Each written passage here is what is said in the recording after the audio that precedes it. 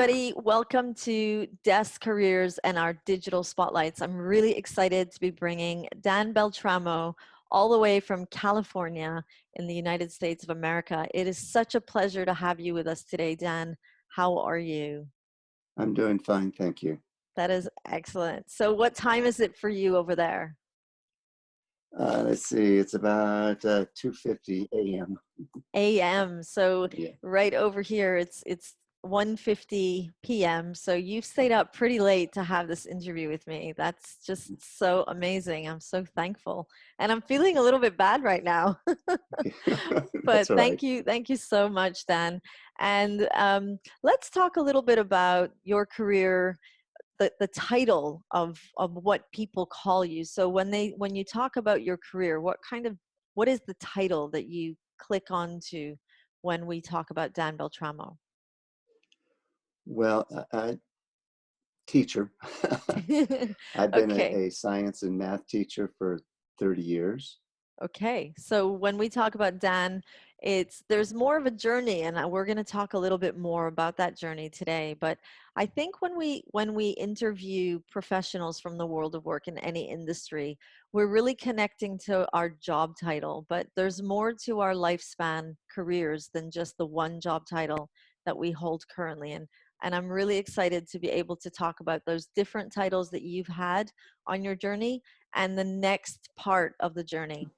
We'll talk a little bit more about that. So if you're a student watching this, Dan is not just reaching out to students who are interested in education careers. He's also going to be talking to you about the different journeys that he's taken and the inspirations behind those journeys. If you're a parent watching this, it's really exciting because we have someone who is really going out of his way, calling in at 2:38, you said it was, in the Yeah. morning, and he's very dedicated and committed to supporting our youth with career education. So Dan, take us right to the beginning. Where did you begin your career's journey? Oh, my career journey began. I grew up on a ranch in Northern California and working for my dad. And the original plan was to work for him and possibly take over the ranch at some point in time or getting my own ranch. And after a couple of years, I didn't see that happening, and it wasn't a job that yeah, it just too much money was going through your hands, and you got very little back. And I wanted some type of different career. My dad had always told me growing up, you spend most of your time on your job, so you better do something that you enjoy. So I decided to set out and take a different career. I went on from there. I went on to a number of different careers I tied into. I always wanted to be a teacher, but but didn't want to take the time, the 5 years that it would take to actually become a teacher. I wanted the quick way out. So I did, I worked for the ranch, started off with ranching, and I was a police officer for about 2 years, tried that. That didn't agree with me. So I ended up, after getting out of that job, I moved into working for a veneer plant, pulling green chain. And that was one of the worst jobs I ever had. And that really honed in on the importance of getting a job that you like, because the people that I worked with, it was a swing shift. Nobody enjoyed being there. Monday night, we started counting down the hours until Friday night. And so we'd have a weekend off. It was a horrible job. Fortunately, that lasted less than a year. And then I moved and got into insurance adjusting, and did that for 2 years. And then a divorce led me back to where I grew up at, and I got a job as a janitor at a high school. And just being connected to the school and it was the same school where I went to high school with, so I was connected with my old teachers, and it Wow. just made me want to become a teacher. And so I went in and talked with the superintendent, and he gave me time and allowed me to take classes at the junior college. And then I was eventually moved on, and then went to Chico State, and then got a teaching credential. and I've done that for 30 years. But in teaching, I was a math science teacher, but I was also an athletic director. I was also the technology coordinator. So I did a number of other jobs within that field too. Um, and then I decided that I wanted to learn more, and I went on and got my master's and doctorate while there was an online course with a place called Walden University, and took some classes online. And when I got my doctorate, then I moved on to teaching. I didn't move on, but I got a night job teaching teachers and helping them get their masters in education. So it was a cohort, and I did that for 8 years, and now I've retired. So not the journey that I'm on now is I have a retirement, but I'd like to supplement that retirement. So I'm kind of like starting a second career, and I'd always wanted to write. And so I'm wanting to become a writer, and I'm going to start a blog and working on a novel. And that's what I'm working on now. What an amazing journey. Where do we begin? This is amazing. I love how as a careers practitioner, the theory of career is there's one theory that we happen to fall into careers, and that careers really, it's a plural. We're not talking about one job for life. We're talking about a lifespan of careers. And you've just brilliantly described both those things for us. So let's go right to one of the questions I'm always asking speakers is, what are the transferable skills that you found you learned in all those different jobs that always served you well in your entire career? Well, all my jobs, with the exception of working on the ranch, involved working with people. Mm, And that was one thing that kind of moved on, is working with people and talking with people, and getting along with people. As a claim adjuster, I had to solve insurance claims. And police officer, of course, I had to interview people and deal with them and do investigations. And then, of course, becoming a teacher, I'm working with the students, helping them learn, and working with parents. So that was a skill. And then I worked with teachers as they went on to get their master's degrees. And so that was a skill that I've used and developed throughout all the careers I've had. that's brilliant. And how did you, it almost sounded like you happened to be at the right place at the right time every time a new career opportunity came up. Or was it that you did more research? How did you find these opportunities? Because they're all so different. There's such a variety of different experiences that you had. Well, first of all, each time that I went on with a career, there was a little bit of downtime. And then Mhm, that fear of taking a job that you really didn't want, but then it would interfere with getting that job that you really wanted. There was mhm. always that fear I always had. Um, but I went through the process of looking. Um, when I got the police officer job, there just happened to be, I was looking for a job, and there just happened to be an opening at a police department. And the government had a program called CETA, and the government would pay the city to hire a brand new employee and train them. And so I was able to get in that way, and they actually sent me to school. And that's where I'd always worried about going to school Mm. and didn't want to take that step because, like I said before, I didn't want to take all that time.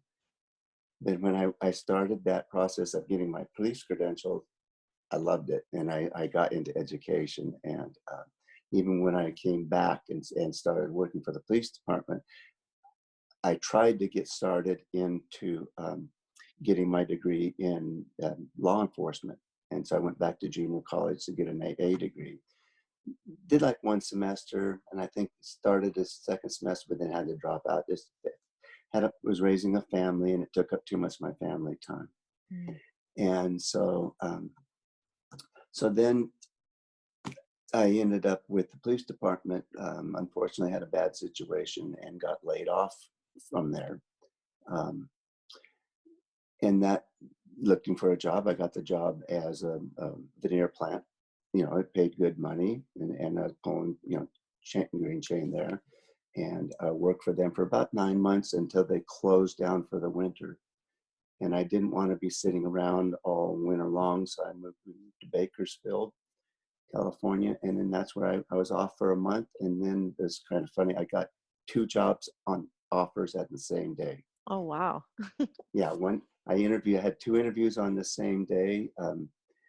I interviewed with the Auto Club of Southern California, and they said that they were really interested in me, and to that I'd probably be getting a call. And then I interviewed with a foundry. And it was a swing shift again. It didn't sound like a job I really wanted, but they offered me the job right then and there. And I was just upfront with them, and I said, you know, I'm going to be honest with you. I got this other job interview today, and if they offer me the job, I really want to take it. So if I could, you know, just wait and let you know later, I'd appreciate it. And they said, oh no, we understand. And so I went home, and by the time I got home, there was a call waiting for me, and the Auto Club offered me the job as an insurance adjuster. And Amazing. of course, I gave the foundry a call, and you know, thanked them for waiting, and thanked them for, you know, give me the interview and stuff. But yeah, and then I worked for them I worked for the Auto Club in auto insurance for 2 years. Yeah, Amazing. and then I went on to had to move back up to Siskiyou County and got a job with the school, and then went through a divorce and decided, oh, now maybe it's the time. And had a little some people push me. Now it's the time to take those years and go to school. You can see behind me. So Yes, anyone yes, watching this is the reality of COVID-19. It's family all together. But Dan, that's an amazing journey that you described right there. And I heard some key things, key points that we're always trying to remind our students at Dubai English Speaking College, but also the youth in general, is resilience, commitment, enthusiasm, and drive.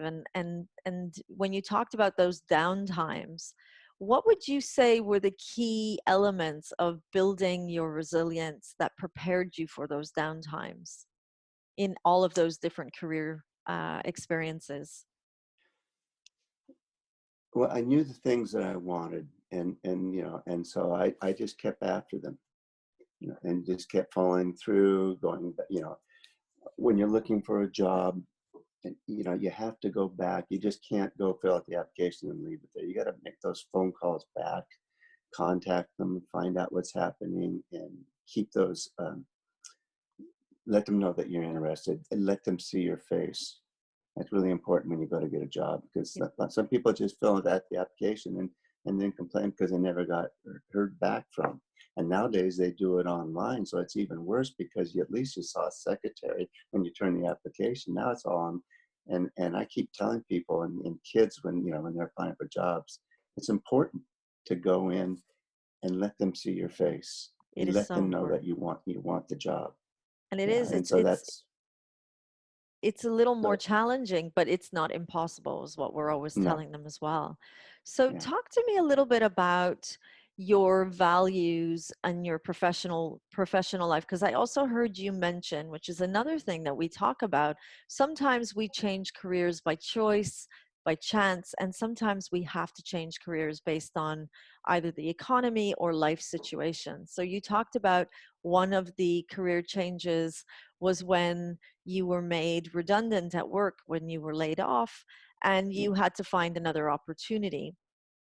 Talk us through, you know, the professional values that you have, and that human kind of need that sometimes we're scared that we might not find anything and we'll take that first job.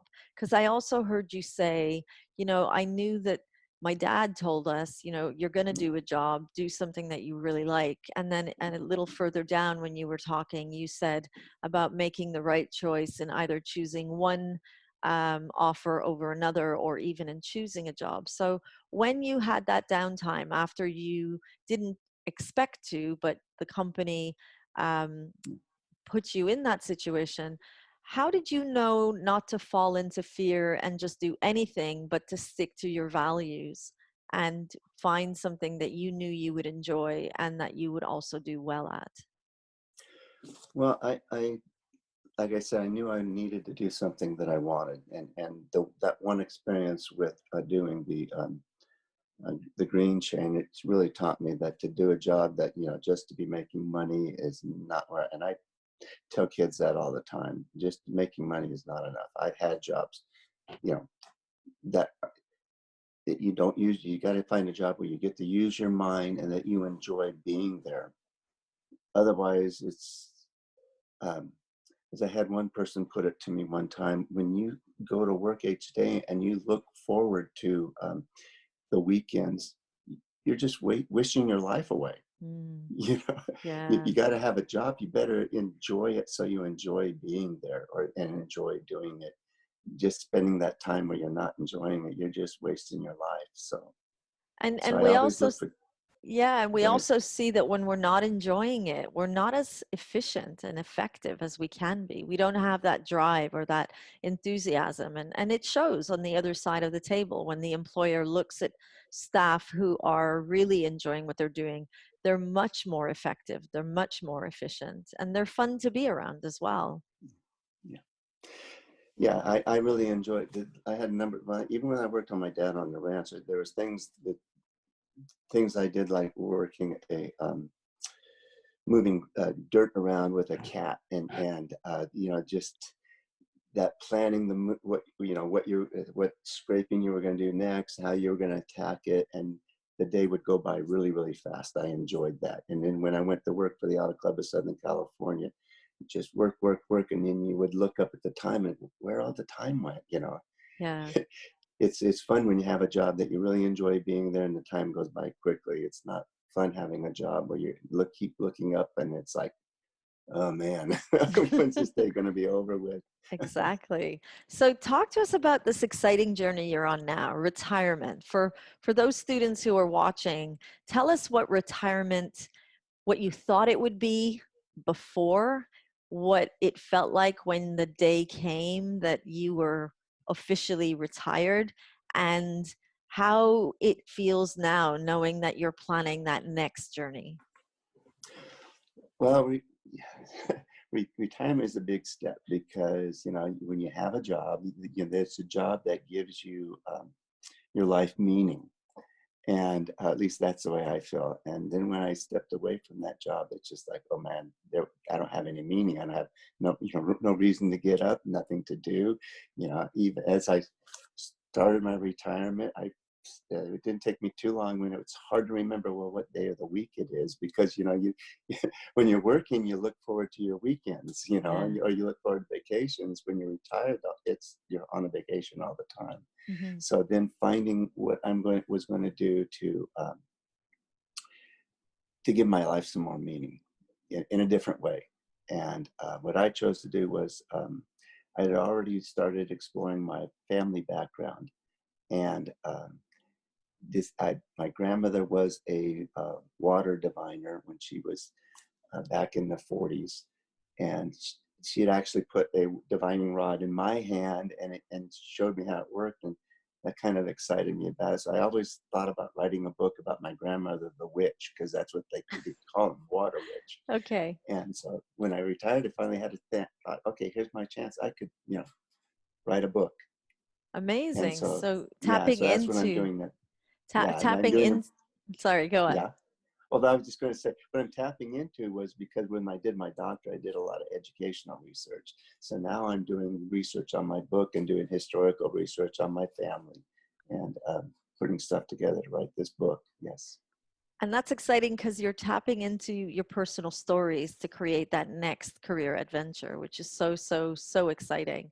Okay, Dan, we're at the part of our interview where we ask you to reflect on your experiences and your career stories. And if you could come up with 3 top tips that you've learned on your career journey that you believe the youth, if you know that they know this, that you feel they're going to be preparing themselves for their careers and their future careers. Well, I think the best thing to do is to talk about what students, as a math and science teacher, they would always tell me, and they would always come to me and say, where am I ever going to use this? Okay. And I always told them that, um, both math and science are like problem solving. And you're going to be using problem solving throughout your entire life. And I'd also point out that it's not just teaching you facts, but it's teaching you how to become a learner, learning how to be a learner, because as I pointed out to them, right now they're going to get jobs when they get out of school that don't even exist today. The way technology is moving, we have these new jobs come, and so I can't even train them for a job because that job right now doesn't even exist. Mm, I don't know what skills they're going to need. So all I can do as a teacher is for them to teach them to become learners. mhm. And that's what they need to do, is they need to be learners, learn how to be learners, and understand that that's what teachers are trying to do. Also, one thing that I came through as I was teaching math and science was something called mindset. And a lot of students, um, they have especially like math, just can't do it. I can't do it. And so there's basically two types of mindset. One is a fixed mindset, and then there's a growth mindset. And the fixed mindset, students are telling themselves, well, I just can't do this. I don't have the intelligence, because they kind of feel like intelligence is fixed. Mm. But I always try to get my students to say, uh, you need to develop a growth mindset, and believe in yourself, and believe that you can learn and that you are capable. Mhm. As I had a trainer when I was with the Auto Club of Southern California, he'd always say, don't use stinking thinking when you just tell yourself that you can't do it. You tell yourself that you can. Mm. And so, and I always tell them it's important to try to get excited about learning. Even when there's classes you don't like, try to find something about the class that you do like that makes it enjoyable. Amazing, amazing. So, top three: learn how to be a learner, develop your growth mindset, and get excited. Get excited Yes. about learning. Fantastic. Thank you so much, Dan.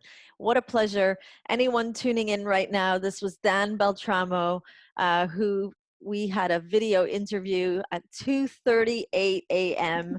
in California, USA. And Dan came to talk to us about his amazing career journey from working on a farm with his dad to retiring as a university professor, teaching teachers to be teachers, and moving on through retirement to his next career adventure as an author and storyteller.